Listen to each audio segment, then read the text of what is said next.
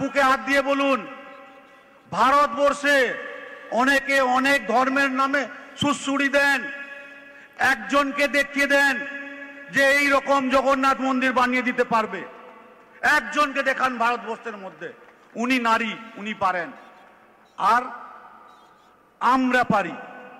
আমরা কলকাতা পুলিশ, পশ্চিমবঙ্গে পুলিশের নারীরা আমরা পারি। উনার স্বপ্ন, উনার ইচ্ছা, সমস্ত নারীদেরকে এগিয়ে নিয়ে যাওয়ার ইচ্ছা, তার ভাবনা, বৃহত্তর পরিবারকে লড়াইয়ে এগিয়ে নিয়ে যাওয়া, এটাই হচ্ছে আমাদের প্রকৃত কাজ। আমরা আগামী দিনে ঠিক তেমনি করে আরো অনেক কিছু পেতে পারবো যদি আমরা আগামী দিনে যিনি আমাদেরকে প্রতিনিয়ত দেখেন তাকে দেখতে পারি। সেই ভাবনা আজকের এই সম্মেলন থেকে আমরা নিয়ে যাব। আগামী বছর রাজ্যে বিধানসভা নির্বাচন, আর তার প্রস্তুতি ইতিমধ্যেই শুরু করে দিয়েছে বিভিন্ন রাজনৈতিক দল। এদিকে আবার রাজ্যের পুলিশ প্রশাসন তৃণমূলের দলদাসে পরিণত হয়েছে বলে প্রায়শই অভিযোগ করতে শোনা গিয়েছে বিজেপিকে। আর বিজেপি যখন প্রায়শই এই ধরনের অভিযোগ করে তখনই সামনে এলো এই ভিডিও তুলে ধরা হয়েছে বিজেপির সাংবাদিক বৈঠকেও। এই এসআই বলছেন, ভারতবর্ষে অনেকে অনেক ধর্মের নামে সুড়সুড়ি দেন। একজনকে দেখিয়ে দিন যে এইরকম জগন্নাথ মন্দির বানিয়ে দিতে পারবেন। উনি নারী, উনি পারেন, আমরা পারি।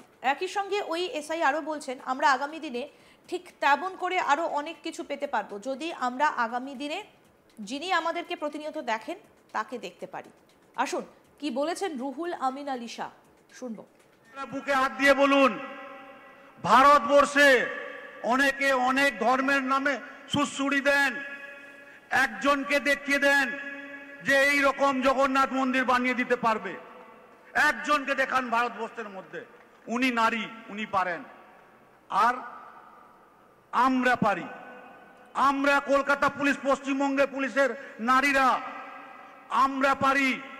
উনার স্বপ্ন, উনার ইচ্ছা, সমস্ত নারীদেরকে এগিয়ে নিয়ে যাওয়ার ইচ্ছা, তার ভাবনা, বৃহত্তর পরিবারকে লড়াইয়ে এগিয়ে নিয়ে যাওয়া, এটাই হচ্ছে আমাদের প্রকৃত কাজ। আমরা আগামী দিনে ঠিক তেমনি করে আরো অনেক কিছু পেতে পারবো যদি আমরা আগামী দিনে যিনি আমাদেরকে প্রতিনিয়ত দেখেন তাকে দেখতে পারি। সেই ভাবনা আজকের এই সম্মেলন থেকে আমরা নিয়ে যাব। শুনলেন তো এই সাব ইন্সপেক্টরের বক্তব্য। অনেকেই প্রশ্ন তুলছেন, তিনি কি সরাসরি তৃণমূলকে ভোট দেবার বার্তাই দিচ্ছেন? অন্যদিকে কলকাতা পুলিশের ইন্সপেক্টর বিজিতার্শ রাউত বলছেন, 2025 সালের শেষ প্রান্তে দাঁড়িয়ে এক শ্রেণীর রাজনীতিবিদ, এক শ্রেণীর সংবাদপত্র, এক শ্রেণীর কুচক্রী যারা আমাদের রাজ্যের ভালো চায় না, তারা পুলিশকে হেয় প্রতিপন্ন করার চেষ্টা করে। তারা আপনাদের মনোবল ভেঙে দেবার চেষ্টা করে। যে পুলিশের কাজটা নাকি ভালো নয়, এটা ভুল কথা। যারা পুলিশকে সহ্য করতে পারেন না, যারা পুলিশের ডেডিকেশনকে সহ্য করতে পারেন না, পুলিশকে যে এত মানুষ শ্রদ্ধা করে, পুলিশকে যে এত মানুষ নির্ভর করে, এটা যারা সহ্য করতে পারেন না, যে সমস্ত রাজনীতিবিদদের সহ্য করতে পারেন না, যে সমস্ত কুচক্রী সংবাদ মাধ্যম এটাকে সহ্য করতে পারে না, তারা পুলিশের মনোবল ভেঙে দেবার জন্য, পুলিশকে ডিমোরালাইজ করার জন্য এই ধরনের প্রচার করে দুর্বল করার চেষ্টা করে। একই সঙ্গে ওই পুলিশ অফিসার আরও বলেন, লড়াই কিন্তু শুরু হলো, এই লড়াই চলবে 26শে মে পর্যন্ত। একই সঙ্গে নিজের বক্তব্যে তিনি নাম না করে তিনি বিরোধী দলনেতা শুভেন্দু অধিকারীকেও নিশানা করছেন বলে মনে করছেন অনেকে। আসুন আপনাদের শোনাই কি বলেছেন ওই পুলিশ অফিসার। বিজিতার্শ রাউতের কি বক্তব্য। 2025 সালের শেষ প্রান্তে দাঁড়িয়ে এক শ্রেণীর রাজনীতিবিদ, এক শ্রেণীর সংবাদপত্র, এক শ্রেণীর কুচক্রী যারা আমাদের রাজ্যের ভালো চায় না, তারা পুলিশকে হেয় প্রতিপন্ন করার চেষ্টা করে। তারা আপনাদের মনোবল ভেঙে দেওয়ার চেষ্টা করে যে পুলিশের কাজটা ভালো নয়, পুলিশের কাজকে নাকি মানুষ সম্মান দেয় না। এটা ভুল কথা।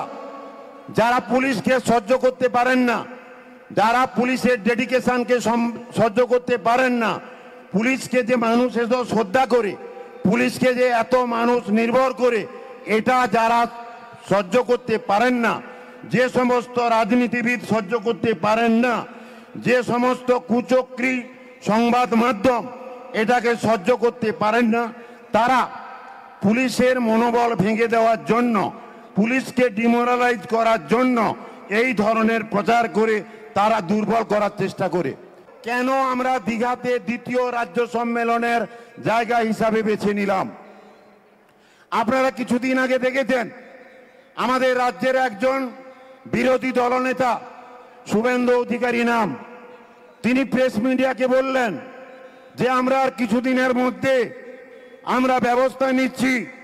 ওয়েলফেয়ার কমিটির লোকগুলো বাদে ওয়েলফেয়ার কমিটির লোকগুলো পার্টি করছে, ওয়েলফেয়ার কমিটির লোকগুলো রাজনীতি করছে, শান্তনুবাবুর নেতৃত্বে ওয়েলফেয়ার কমিটি রাজনীতি করছে, টিএমসির হয়ে কাজ করছে, সরকারের হয়ে কাজ করছে। অতএব তিনি ঘোষণা করলেন, কি ঘোষণা করলেন? খুব অল্প দিনের মধ্যে তিনি নাকি ভবানী ভবনের স্টেট ওয়েলফেয়ার কমিটির অফিসে তালা দেবেন। তো তার বাড়ির সামনে এসে মিটিং করে ওয়েলফেয়ার কমিটি বলে গেল, ওয়েলফেয়ার কমিটির অফিস বন্ধ করার ক্ষমতা আপনার নেই নেই নেই। দীঘাতে তার বাড়ির উপর দিয়ে কাঁথি দিয়ে এসে জবাবটা উত্তরটা দিয়ে গেলাম। লড়াই কিন্তু শুরু হলো।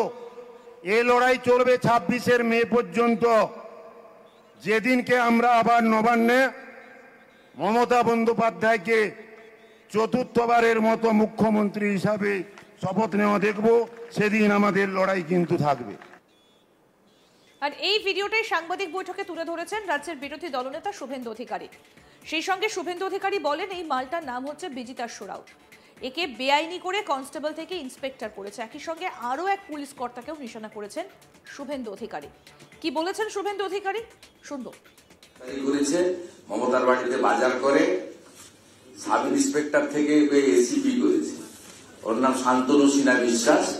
মমতার বাড়িতে সকালবেলা মাছটা, আলুটা, মূলাটা বাজার করে দেয়। এই মালটার নাম হচ্ছে বিজিতেশ্বর রাউত।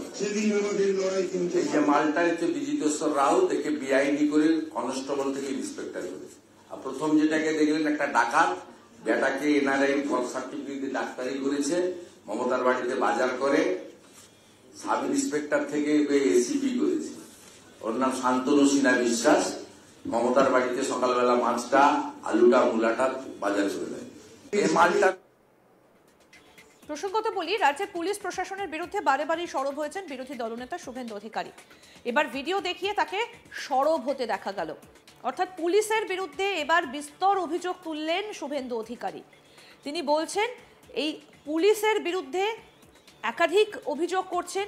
তিনি কি বলছেন সাংবাদিক বৈঠক করে, যে কলকাতা পুলিশের ইন্সপেক্টর কনস্টেবল থেকে তাকে ইন্সপেক্টর করে দেওয়া হয়েছে।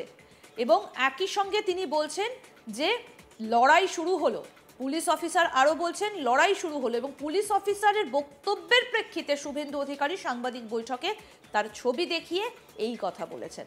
আরও আপডেট পেতে দেখতে থাকুন আজ তাক বাংলা। সাবস্ক্রাইব করুন, নোটিফিকেশন পেতে বেল বাটন অপশন প্রেস করুন।